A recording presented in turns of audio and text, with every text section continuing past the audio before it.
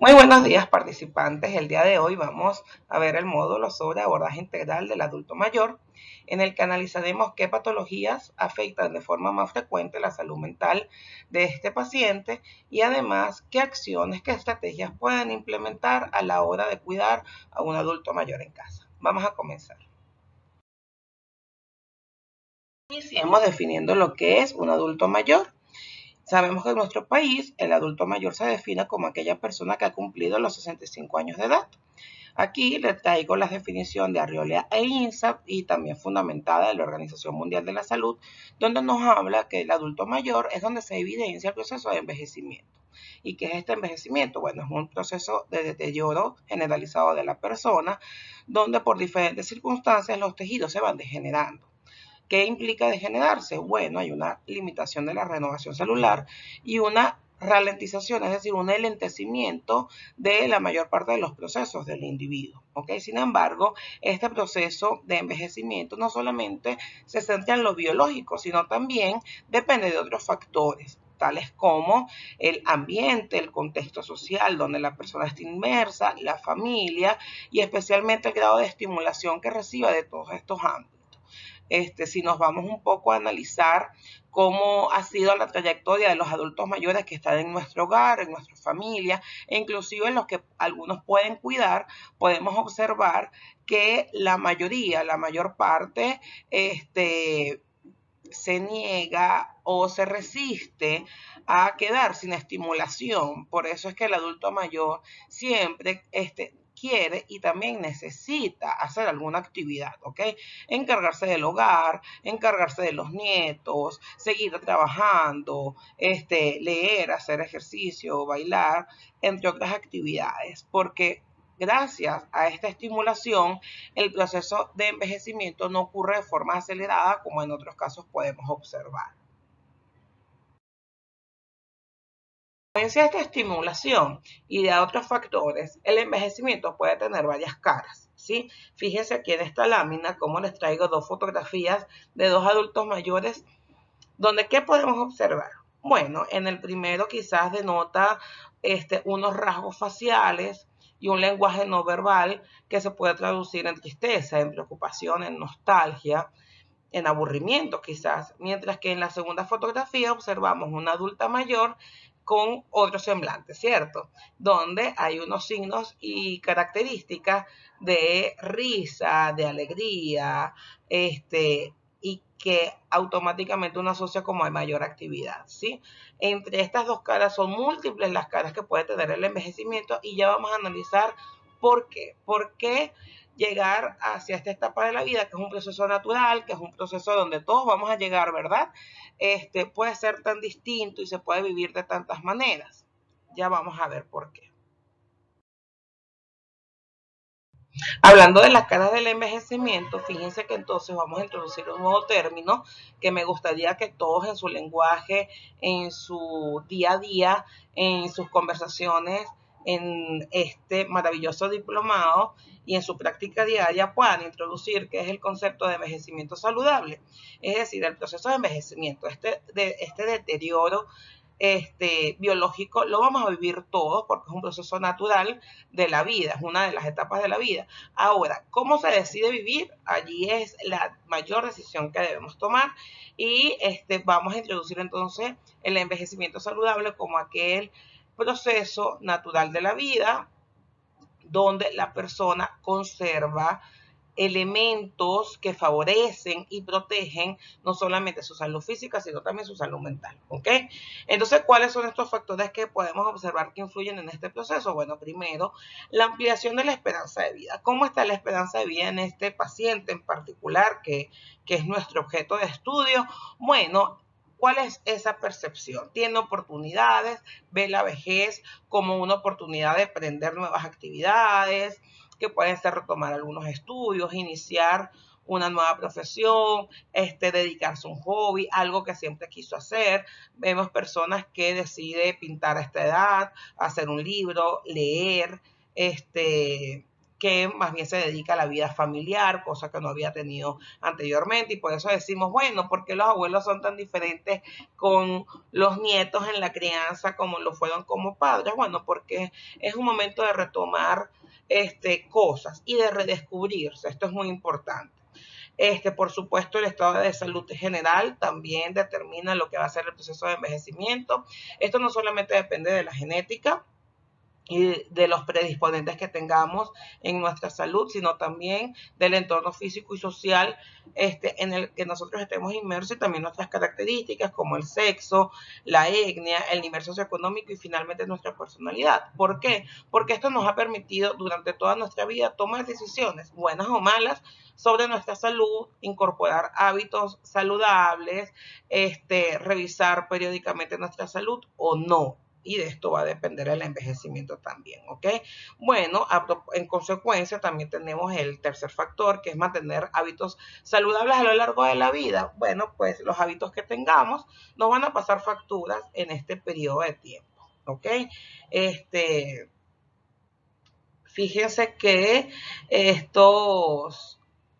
la forma en que hemos nosotros vivido las transiciones vitales, como son las vacaciones, los nacimientos, las muertes, los duelos, las mudanzas, eh, matrimonios, divorcios o la soltería, todas estas maneras en que nosotros hemos decidido vivir a lo largo de nuestra vida, va a tener consecuencias en este momento, ¿ok? El tener una dieta saludable, realizar algún tipo de actividad física, las sustancias que las personas han consumido durante toda su vida.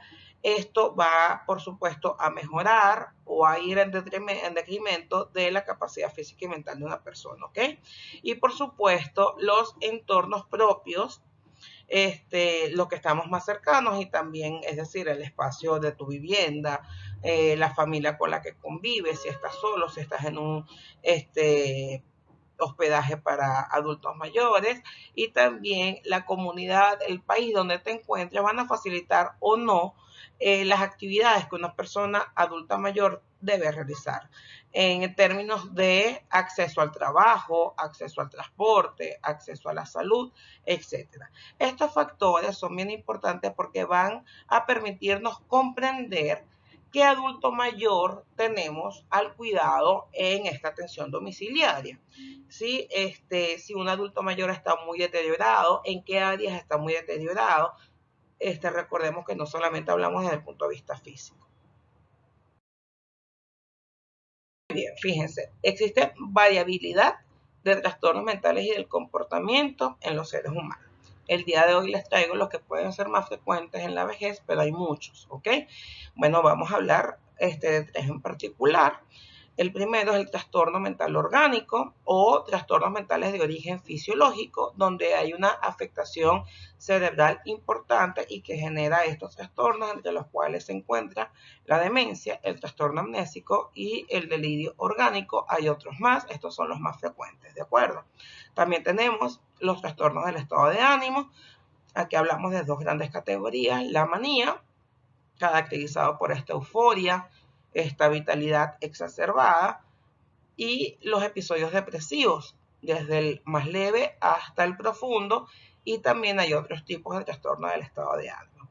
Y por último, los trastornos de ansiedad también son muy frecuentes y comunes en las personas adultos mayores, empezando por la ansiedad generalizada, los trastornos de adaptación y también los trastornos somatomorfos, que son menos frecuentes, pero sí se observan con mayor frecuencia en la etapa de la vejez. El día de hoy, en este módulo, vamos a hablar de forma más profunda sobre la demencia y sobre la depresión.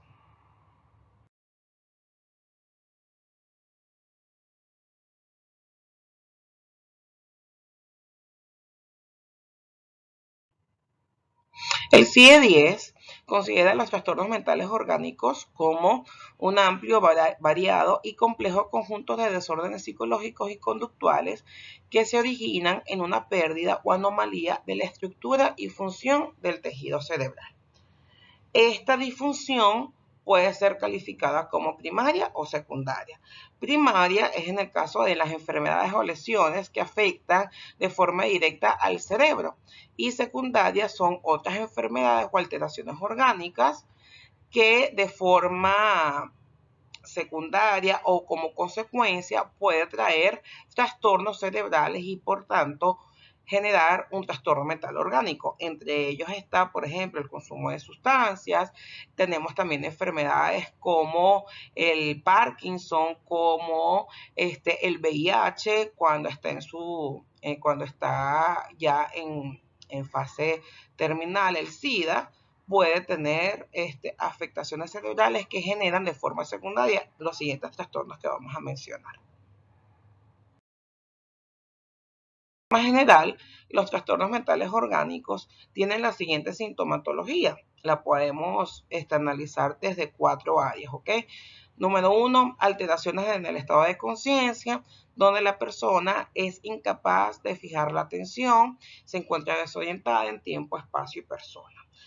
Hay alteraciones cognitivas, donde hay un compromiso en la memoria reciente, hay un deterioro intelectual, deficiencia en el curso y en el contenido de pensamiento, lo que termina afectando, bueno, el juicio de realidad de la persona y la comprensión de la misma. De acuerdo, hay alteraciones en la afectividad, donde hay una pérdida, bueno, del control de las emociones, de la gestión emocional, por lo que se presenta con frecuencia una labilidad donde puede estar triste y después paso a estar molesto o a estar alegre de forma muy rápida, y se pueden aparecer algunos trastornos del estado de ánimo y tener una comorbilidad con algunos de estos trastornos, ¿ok? Y también hay comportamientos compensatorios que empezamos a ver en los trastornos mentales orgánicos. ¿Qué son trastornos compensatorios? Bueno, todas aquellas conductas que intentan compensar estas deficiencias anteriormente nombradas, ¿ok? Entre las cuales se encuentra, bueno, la persona se empieza a aislar, la persona empieza a hacer comportamientos perseverantes, es decir, repite una conducta cuando ya cumple el objetivo, repite frases, repite oraciones, por ejemplo, abre la nevera muchas veces, apaga las luces, prende y apaga las luces muchas veces, como para reasegurar, pero no es de forma voluntaria, es una perseveración donde el cerebro ya empieza a evidenciar este deterioro, ¿ok? También está la fabulación, que es, bueno, el completar estos vacíos en la memoria. Las personas introducen historias ya que no encuentran el recuerdo de tales acciones de las cuales se está hablando. Entonces empieza a introducir algunos episodios que no son necesariamente ciertos, pero es un intento de compensar las fallas en la memoria. ¿Ok? Hay otros comportamientos compensatorios un poco más inadecuados, por así llamarlo, que bueno, es empezar a depender todas las acciones de otra persona, empezar conductas regresivas, donde las personas adultas mayores tal cual simulan otras etapas previas hasta llegar casi como si fuese un bebé, ¿no? En cuanto a esto se puede evidenciar en el lenguaje, en el comportamiento general, en el pensamiento, en la solicitud o expresión de afecto hacia el otro, ¿ok? Bueno, y también es muy frecuente observar el rechazo al tratamiento, la negación a la enfermedad, se puede aparecer trastornos de ansiedad y también conducta agresiva de forma de compensar estas carencias y este déficit que ya la persona empieza a evidenciar. Tipos de trastornos mentales orgánicos. El día de hoy vamos a hablar de estos que están en la lámina, que son como los más frecuentes. Las otras clasificaciones son casos bien especiales, pero igual es importante mencionarlos. El primero de ellos, pues, es la demencia, que vamos a seguir profundizando en ella, que la demencia es un síndrome caracterizado por un déficit global y diverso de las funciones cognitivas, de todo lo que es el pensamiento, la forma de razonar, de comunicarse, de comprender el mundo, ¿ok? Y puede ir acompañado de un deterioro del control emocional y, por supuesto, al tener una persona demencia, empieza a haber una alteración de su personalidad, de quién es, ¿no? De la esencia de esta persona. Por otro lado, tenemos el delirium, que su principal síntoma es una alteración profunda en el estado de conciencia. Como consecuencia, la persona está desorientada en tiempo, espacio y persona. También hay dificultad en la atención y concentración, un pensamiento incoherente y desorganizado. A veces se puede confundir con un episodio psicótico o con esquizofrenia o cualquier tipo de trastorno psicótico. Sin embargo, al tratarse de un adulto mayor, es importante analizar este delirium dentro de los trastornos mental-orgánicos, porque ya a esta etapa, de acuerdo a la degeneración celular que hemos venido conversando a inicios de este módulo, bueno, el cerebro está deteriorado y se debe analizar el delirio desde la desorganización fisiológica y el deterioro fisiológico que el organismo empieza a tener. ¿Ok? Y por último tenemos el síndrome amnésico orgánico. Fíjense que tiene el apellido orgánico. ¿Por qué? Porque viene a consecuencia de las fallas celulares y biológicas del cerebro. Esto es importantísimo. Todos estos trastornos que aquí se encuentran no son voluntarios, no se deben al contexto donde estamos. El contexto va a propiciar, va a generar factores de riesgo de protección, pero se deben a un deterioro biológico. ¿De acuerdo? Bueno, el síndrome amnésico orgánico es un trastorno que pudiese ser temporal, habría que ver de acuerdo a algunos factores. Bueno, de la memoria reciente y memoria, que puede ir desde lo más leve hasta un grado de severidad donde no hay retorno.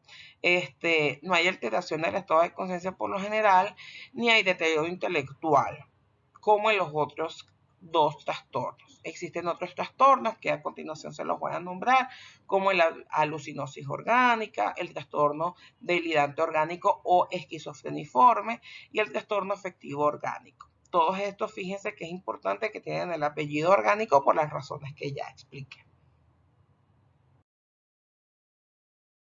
Centrándonos en la demencia, este es un síndrome que provoca el deterioro de la memoria, del pensamiento, del comportamiento y de la capacidad para realizar actividades cotidianas, pues afecta todo lo que es el funcionamiento cognitivo de la persona y en estos procesos cognitivos hay muchos. Está desde el pensamiento como tal, la capacidad de raciocinio, el lenguaje, la motricidad, la voluntad y el juicio en general.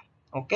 Las personas con demencia pueden perderse en lugares familiares, experimentan cambios bruscos de humor, olvidan palabras sencillas y empiezan a sufrir un deterioro de la memoria a corto plazo, que es el síntoma inicial más común de la demencia.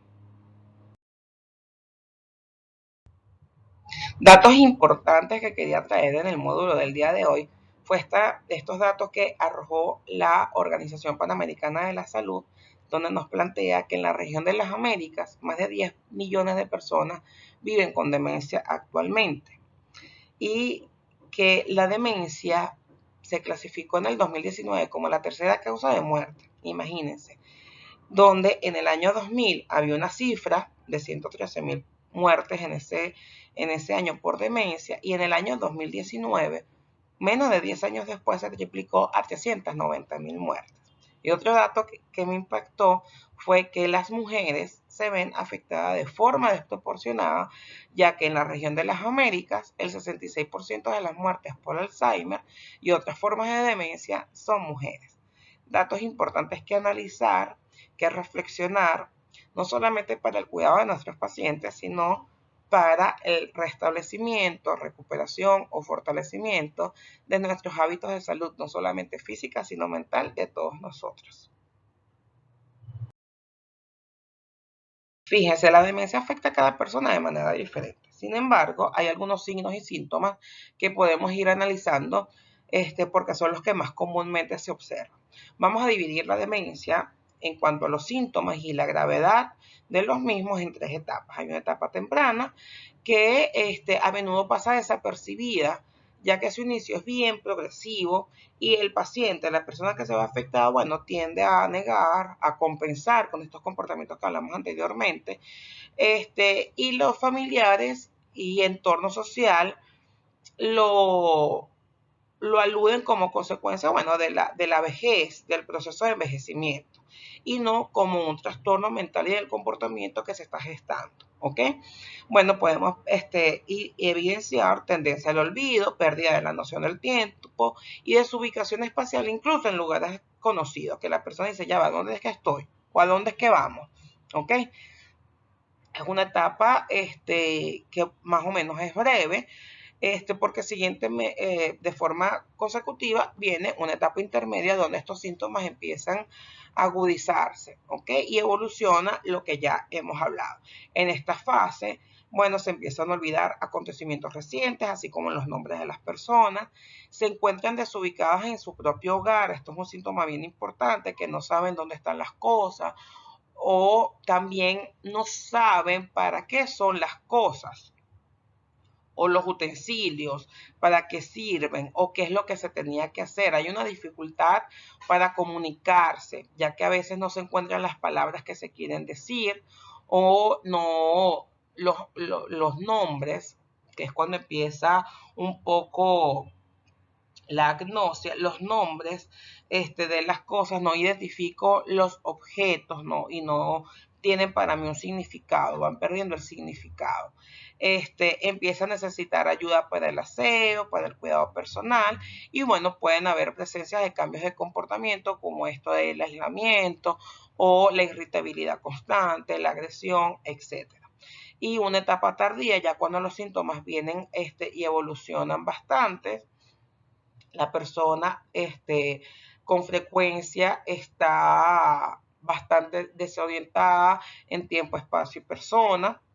Hay una dificultad para reconocer a los familiares y amigos. Depende totalmente para las actividades de la vida diaria y para todo lo que es su cuidado personal de otra persona. Ya empiezan a haber dificultades motoras como en el caminar, en la marcha, y bueno, todo lo que es la alteración del comportamiento se agudiza en esta etapa. Cuando ya tenemos certeza de un diagnóstico de demencia, ¿cuáles son algunas recomendaciones que podemos implementar en el cuidado de este adulto mayor en casa? Bueno, ayudar al paciente a permanecer calmado y orientado a través de la comunicación constante. Esto es fundamental, jóvenes. Fíjense, cada vez que nosotros vamos a hacer un rol de guardia y hacer el cuidado al paciente, debemos comunicarnos con él independientemente del estado de conciencia que esta persona tenga en este momento. Es decir, si la persona está omnibulada, es decir, en un estado de conciencia alterado donde no está en vigilia, bueno, tampoco está en coma, donde es una alteración profunda del estado de conciencia, no percibe estímulos, en la obnubilación percibe solamente estímulos fuertes, usted debe llegar saludando al paciente, preguntarle cómo está, así quizás no tenga una respuesta verbal satisfactoria. Y también ir relatando los procedimientos que usted va a hacer. Por ejemplo, señor fulano, ¿cómo está? Yo soy Mauri López, soy la enfermera que lo va a acompañar el día de hoy. Fíjese, vamos a empezar a realizar el baño en cama porque se bañó, fue ayer, antier, y vamos a ir haciéndolo, ¿ok? Lentico, con seguridad, quédese tranquilo aquí. Y relatando siempre cada uno de los procedimientos. Nosotros no podemos llegar a un cuidado domiciliario donde está pleno silencio. La única forma de que esto ocurra es que haya habido una situación de alteración, de agresión previa o que el paciente haya verbalizado que quiere estar en silencio unos momentos, ¿no? Y esto se debe respetar. Si no es así, uno debe fomentar la comunicación constante con este paciente, ¿ok? Bueno, es recomendable tener, si es posible, familiares en esta casa, en este sitio donde se está cuidando, pero si no es posible, bueno, objetos o fotografías que le sean familiares a la persona. En las paredes, a la mano, puede ser álbumes fotográficos, puede ser retratos pegados, cuadros, etcétera. Y también es recomendable hablar, bueno, de eventos actuales. Mira, quién ganó el fútbol, está la Copa del Mundial, o pasó en esto en este país. Evidentemente, no noticias que puedan alterar emocionalmente a nuestro paciente, ¿de acuerdo? Pero sí mantener como que la actualidad de lo que puede estar pasando. Mira, cumpleaños tu hija recientemente, cómo se prepara para la Navidad. Es importante hacer como un enlace, ¿no? A la ubicación, a la orientación temporal de este paciente, ¿ok? Brindar recordatorios y listas de tareas rutinarias y tener un horario de actividades simple, preferiblemente también ubicado en alguna parte de donde usted esté brindando el cuidado, ¿ok? Por ejemplo, bueno, señor fulano, usted sabe que a las 8 toca tratamiento, a las 10 toca baño, a las 11 toca ejercicios, a las 12 es el almuerzo, que se establezca, y esto hay que hacerlo en equipo, si son varios cuidadores, que se establezca una rutina donde el paciente sabe qué es lo que viene, ¿ok?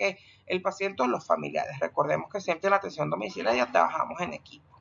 Si es posible mantener alguna actividad física, si no es posible salir a caminar, caminar dentro de la habitación o en casa, bueno, hay que trabajar en equipo con un fisioterapeuta, solicitar a los familiares esto, si es posible, para hacer algún tipo de ejercicio en cama, de extremidades inferiores, superiores, etc. ¿Okay? La música siempre es un aliado para estos tipos de pacientes con demencia, música que le guste, preguntar qué música le gusta a nuestro paciente, o en tal sentido tener un espacio de música tranquilizante que pueda reducir quizás la ansiedad si estamos ante la presencia de un paciente ansioso, ¿ok? Y de acuerdo al nivel de deterioro y el ambiente donde se desenvuelve, tendría que sufrir ajustes, ¿ok? Es necesario que el enfermero en atención domiciliaria pueda recomendar el uso de implementos como una silla para bañarse, cómo colocar el baño con las adecuaciones de seguridad necesarias para la persona, acudir a un nutricionista para ver qué alimentos o qué tipo de alimentación requiere esta persona, si hay dificultades en ese sentido, etcétera. Deben hacerse ajustes en el ambiente donde está esta persona. Hablar sobre uno de los trastornos del estado de ánimo más frecuentes en el envejecimiento, que es el trastorno depresivo. La depresión es un trastorno grave del estado de ánimo y puede afectar la manera como se siente, cómo actúa o piensa una persona. Es un problema frecuente en las personas mayores, pero no es parte normal del envejecimiento.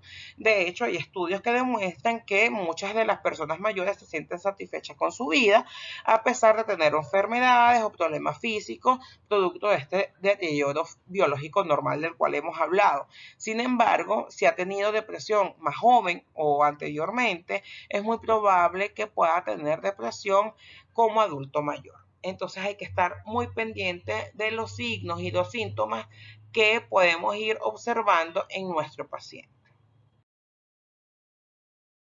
Los síntomas más comunes en la depresión pueden incluir un sentimiento de tristeza, desesperanza o vacío.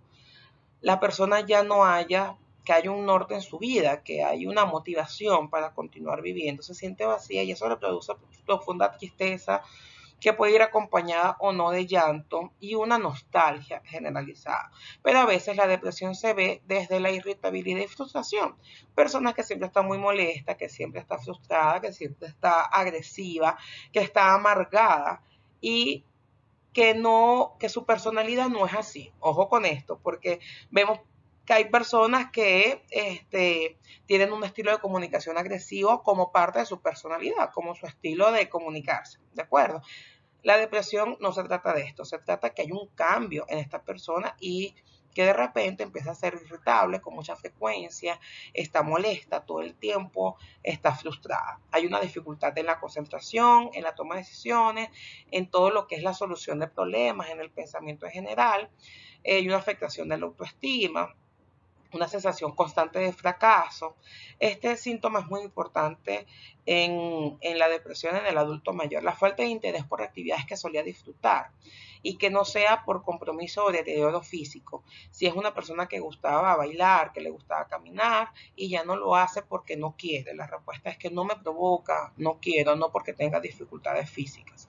Escuchaba música, hablaba con familiares, le gustaba ver la novela, le gustaba leer un libro y ya no lo hace. esto nos debe prender las alarmas porque la anedonia, que es la falta de interés generalizado, es un síntoma importante de los episodios depresivos, ¿ok? Bueno, problemas en el sueño, ya sea por insomnio o por exceso del mismo, cambios en el apetito de igual manera por inapetencia o por atracones o ansiedad por la comida y pensamientos recurrentes sobre la muerte. Aquí no hablamos sobre esta conversación que es sana, que se tenga sobre cómo te gustaría morir, qué te gustaría hacer, si es velada, si es cremada, etcétera, ¿no? Esto ya lo hablamos en el módulo sobre el duelo, que la persona es saludable hablar sobre su propia muerte, de cómo le gustaría que fuese atendido, cómo le gustaría que fuese tratado en ese momento. Cuando hablamos de pensamientos recurrentes de muerte, hablamos sobre la sensación de que el mundo estaría mejor sin él o sin ella, el poder verbalizar de que ya no quiero seguir viviendo, ya quiero que esto se acabe, no tengo por qué vivir, el mundo estaría mejor sin mí.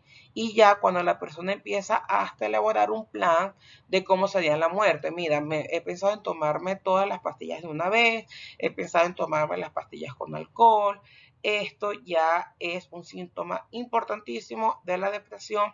¿Y qué debemos hacer si vamos identificando estos síntomas? Sobre todo, informar a los familiares y pedir ayuda profesional. ¿Sí? Es importante hablar con un psiquiatra, preferiblemente con experiencia de adultos mayores, pero un psiquiatra donde pueda empezar un proceso psicoterapéutico y si es necesario también farmacológico. A ver, todos nuestros pacientes, incluyendo nosotros, pero enfocándonos en los pacientes, pasamos por diferentes momentos emocionales en nuestra vida. De acuerdo, pero si creemos que no se trata de algo puntual, de una mala noticia, de un proceso de duelo, de algún diagnóstico de enfermedad que ha sido dado en ese momento, si no es algo más constante, debemos empezar a actuar, ¿ok? Nosotros como personal de salud que implementa la atención domiciliaria, debemos empezar a actuar. ¿Y qué es lo primero que debemos hacer? Bueno, indagar qué es lo que pasa. Descubrir qué pasa. En esto nos puede ayudar mucho si tenemos un vínculo fuerte con este paciente. Ellos mismos nos pueden decir, es que me siento deprimido, o es que estoy muy triste, o no sé qué me pasa, de verdad no me siento bien, últimamente no me siento bien. Ir indagando qué es lo que pasa, hablando con nuestro adulto mayor o con los familiares o con los otros cuidadores también. Ok, número 2, por supuesto, practicar la escucha activa y la empatía. Esto ya lo hemos analizado en el módulo anterior. La escucha activa es esta escucha donde pongo mi atención, donde lo hago sin juzgar, donde escucho activamente cuál es la necesidad, cuál es la circunstancia que está pasando esta persona y muestro empatía donde me pongo en los zapatos de esta persona y valido la emoción. Recuerden que todos estos aspectos emocionales generan angustia en quien los escucha. Y entonces usualmente hacemos comentarios como que veo tranquilo, todo va a estar bien, o de esta vas a salir, o la vida es hermosa. Antes de hacer ese comentario, recordemos siempre lo importante que es escuchar y validar. Validar es que te comprendo lo que me estás diciendo, es muy difícil lo que estás pasando. Oye, se siente triste o está amargado porque está envejeciendo o porque ya no quiere vivir. Y eso necesita validación, porque no es que se está volviendo loco, no es que le da la gana, no. Empieza con un estado de ánimo simple y se convierte en una enfermedad, donde de forma voluntaria él no puede salir. Entonces, evitemos estos comentarios como que tienes que poner más de tu parte, ánimo, tú sí puedes. Esto lo podemos decir después. Hay que revisar las palabras y nuestro discurso, pero es importante validar el malestar. Nosotros no estamos allí en primera instancia para animar al paciente. Sí, la primera instancia es poderlo comprender en todas sus dimensiones y validar lo que siente. Y para eso el punto 3, acompañar sin enjuiciar. Probablemente hayan días en que nuestro adulto mayor, si está deprimido, no vaya a emitir palabras. Bueno, nosotros lo vamos a acompañar, no porque no emita palabras, nosotros lo vamos a dejar solo, o no, él está bien, no está llorando ni nada. Bueno, ya sabemos que la depresión se manifiesta de muchas formas, ¿ok? Entonces, acompañar sin enjuiciar, acompañar, que es estar allí, Y esta misma recomendación se le puede dar a los familiares. Bueno, estar allí, no tienen que hablar de ningún tema álgido, ni tienen que solucionarle la vida al paciente en ese momento que ustedes van a estar, pero sí acompañarlos, que él sienta que ustedes están allí. Bueno, señora Mauri, usted puede hablar, yo voy a estar aquí con usted, recuerda que usted me puede comentar todo lo que sienta. ¿De acuerdo? Bueno, sugerir la necesidad de ayuda de un equipo profesional es importantísimo. Reforzar todo lo que es el apoyo social y familiar, que esta persona, bueno, mantenga algunos vínculos y comunicaciones con su familia, si tiene todavía amistades. Esto es uno de los factores más álgidos porque el apoyo social va en decremento cuando empieza el proceso de envejecimiento. Los amigos van falleciendo, los hermanos, padres, cónyuges pueden ir falleciendo y es natural que una persona pueda pasar por un episodio depresivo dado a estas cosas. Entonces es importante de alguna manera cómo reforzar el apoyo social, ¿sí? Y la familia allí es fundamental. Número C, brindar información sobre que la depresión es una enfermedad, sobre todo aquellos familiares que minimizan o naturalizan que él está así, y minimizan la tristeza o los sentimientos que esta persona está pasando.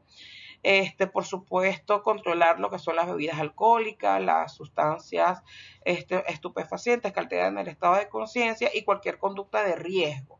Como que, bueno, voy a manejar y resulta que tiene contraindicado manejar, porque yo soy y a mí no me va a decir nadie qué puedo hacer. Conductas temerarias, impulsivas, que también tienen detrás quizás un componente depresivo y algunos pensamientos de muerte atrás, porque cuando tenemos problemas con sustancias y con estas conductas de riesgo, bueno, sin palabras, se está generando un plan de muerte, no un plan de vida. Entonces, ojo con esto, ¿ok? Y por supuesto, siempre el fomento de la actividad física, si es posible, aún en cama o dentro de la habitación, mira, plastilina y amasar plastilina, plastidedo, hacer arepas, contar los dedos. Aquí tenemos que apoyarnos con los profesionales del área para que nos indiquen qué actividades físicas podemos realizar. Ya finalizando, cuando hablamos de un envejecimiento saludable, vamos a hablar también de estimulación cognitiva, que es un conjunto de actividades dirigidas a mantener y fortalecer el funcionamiento cognitivo en general, a través de ejercicios de memoria, de percepción, de atención, de concentración, de lenguaje, de resolución de problemas, de razonamiento, etcétera. La estimulación cognitiva no solamente se centra en esta parte, sino que aborda otros factores de relevancia del ser humano, como la afectividad, lo conductual, lo familiar, lo social, etc.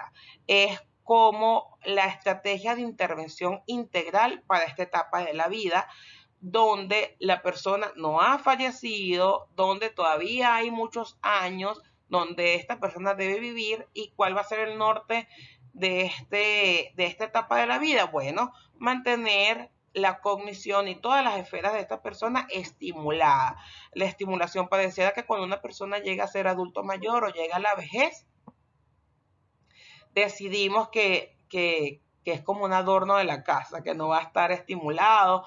Entonces, no, mira, el adulto mayor debe manejar celular, tabla, ver televisión, estar con la tecnología, salir, festejar, viajar, celebrar, probar cosas nuevas. Todo esto es estimulación cognitiva. ¿Qué buscamos con la estimulación cognitiva? Bueno, mantener las habilidades intelectuales como la atención, la memoria, las praxias, la parte psicomotora, la resolución de problemas, conservada lo máximo posible y preservar la autonomía de este paciente. Crear un entorno rico en estímulos que facilite el razonamiento y la actividad motora. Para eso nos podemos emplear las tecnologías, podemos utilizar fotografías, la música, ahorita hay muchísimos videos de estimulación cognitiva y muchas actividades que pueden hacer los adultos mayores, ¿ok? Y por supuesto, fomentar, promover las relaciones interpersonales de nuestros adultos mayores con familiares y también con padres, ¿sí? Eso desafortunadamente en nuestro país ha ido desapareciendo con el tiempo. Antes había un programa de adultos mayores bien interesantes donde se reunían por comunidad. Los consejos comunales eran los encargados de hacer como estas brigadas de adultos mayores y ofrecían estimulación cognitiva a los adultos mayores a través de grupos de baile, grupos de ajedrez, etcétera. Todavía esto se mantiene. Por ejemplo, en Chacao está la casa de la juventud prolongada y allí es un hospital día de estimulación cognitiva para el adulto mayor. También la Fundación Alzheimer ofrece programas de hospital días también, pero es para un grupo bien particular, no es para todos los sectores ni para todas las personas. Entonces esto nos queda de reflexión, ¿qué puedo hacer yo con mi adulto mayor en este espacio donde lo estoy cuidando? ¿Cómo estimulo cognitivamente a esta persona? Ya para finalizar, algunas recomendaciones generales en la atención domiciliaria con el adulto mayor, bueno, que incluyen muchos de los tips que ya hemos analizado. Primero, comenzar la jornada saludando, preguntando cómo está, evaluando el estado de ánimo de este paciente y las necesidades emocionales que se presenten. Reforzar la orientación temporal preguntando qué día es hoy, qué acontecimiento está pasando, si fue algún cumpleaños, si fue alguna celebración, preguntar cómo la pasaron y siempre comunicarnos con el paciente de forma constante e informarle los procedimientos que se van a realizar. Según el caso y las circunstancias, fomentar la independencia de las actividades de la vida diaria, que es el autocuidado personal, el baño, el aseo, el vestirse. Si la persona lo puede hacer, abotonar los botones de la camisa, cepillarse los dientes. Si nuestro paciente lo puede hacer, fomentar esta independencia, esta autonomía, ¿ok? Muy importante, evitar ridiculizar o minimizar la sensación de fracaso que da cuando no consigue la palabra que desea o cuando no camina de forma derecha o cuando no consigue el objetivo que nuestro adulto mayor se había fijado. ¿Ok? Y por el contrario, reforzar las conductas que se acercan a los objetivos. Ok, decirle, vamos bien, fíjate que no lo lograste hasta el final, pero sí lograste esta parte. Mañana vamos a seguir trabajando, lo estás haciendo genial. Muy bien, te felicito por el esfuerzo, siempre reforzando las prácticas positivas o la estimulación y los esfuerzos que hace este paciente. Fomentar la realización de actividades recreativas y estimulantes y trabajar siempre en sintonía con la familia, pero sobre todo, muchachos, con el equipo de salud.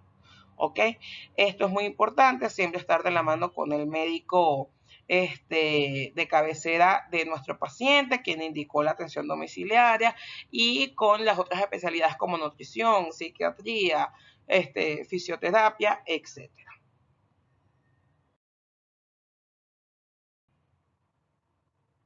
Bueno, como siempre, ha sido un gusto acompañarlos en este módulo y espero que todo haya sido de su agrado y que también les aporte muchísimo en esta práctica diaria con su adulto mayor. Y me despido con este pensamiento, que tu atención aporte respeto, cuidado y amor para el envejecimiento saludable del adulto mayor. Muchísimas gracias y feliz tarde.